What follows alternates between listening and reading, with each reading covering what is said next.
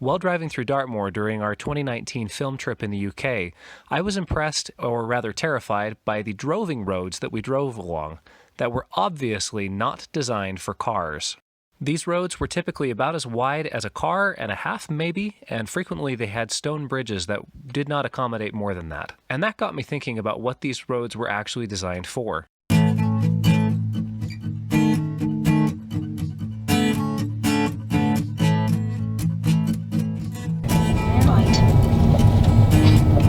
Did I miss that? We're not going there. Make them recalibrate. You are recalibrating, good sir. You are recalibrating now. I mean, sorry, I don't mean to tell you what to do. That was... Thank you. That was exactly the right thing to say. Unsuitable for motor vehicles. That doesn't look like the best option here.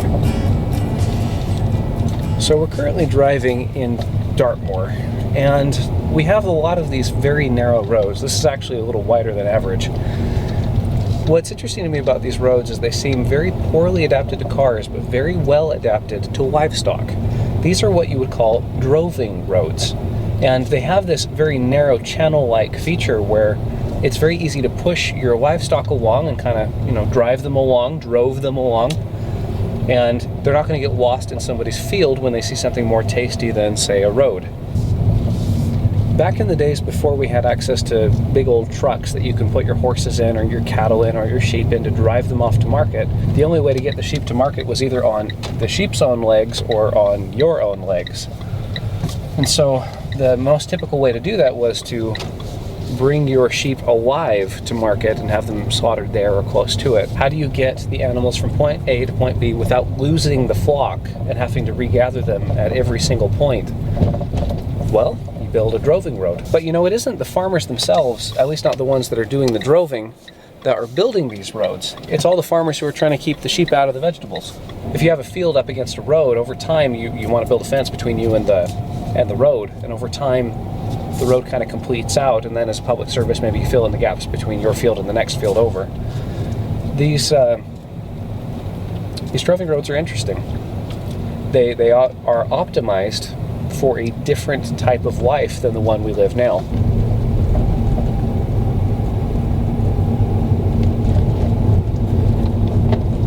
Here we've got a section of hedge that's fallen into disrepair and has had to be repaired with wire in order to keep the sheep in on that field there. That's interesting. If I was driving my sheep along this way, I'd be quite worried when we got to that section. These droving roads are beautiful and a little bit terrifying to drive on.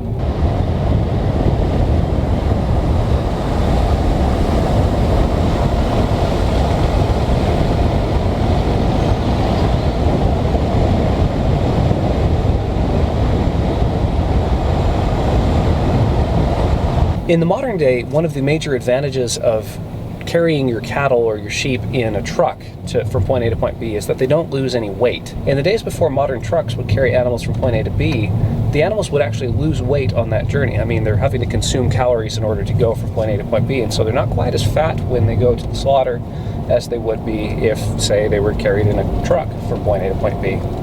So that seems to be something that is genuinely better. More meat for less animal, right?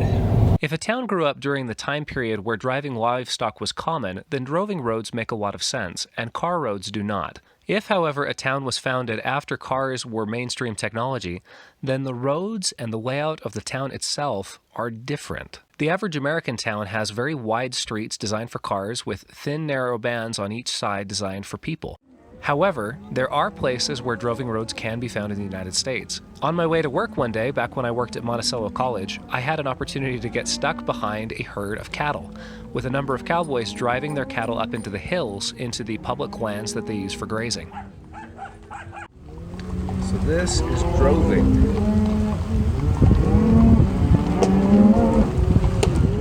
In this particular case, the road is lined by barbed wire fences, very much like a droving road. And you can see that in the places where it is not fenced in, the cattle occasionally try to go on to greener pastures and break through the fence line. But the cowboys and the dogs round them back up into the main herd and continue pushing them along, driving them down the road.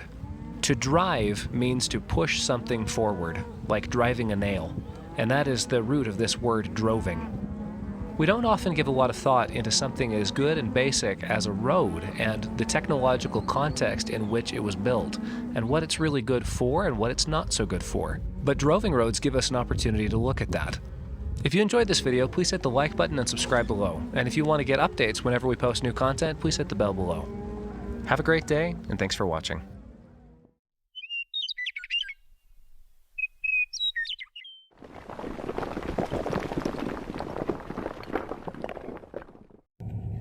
Hey Aubrey, I killed your husband and stole his phone.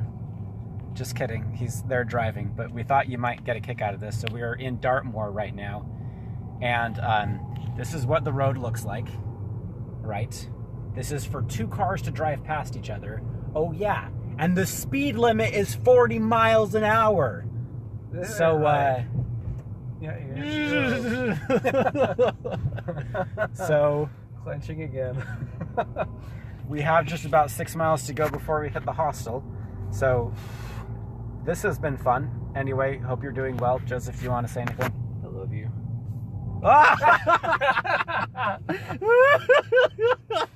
I'm dying. So, Joseph, what are you doing on the ground there? The engine's still running. I didn't waste any time. We stopped the car, I put on the parking brake, and I was out.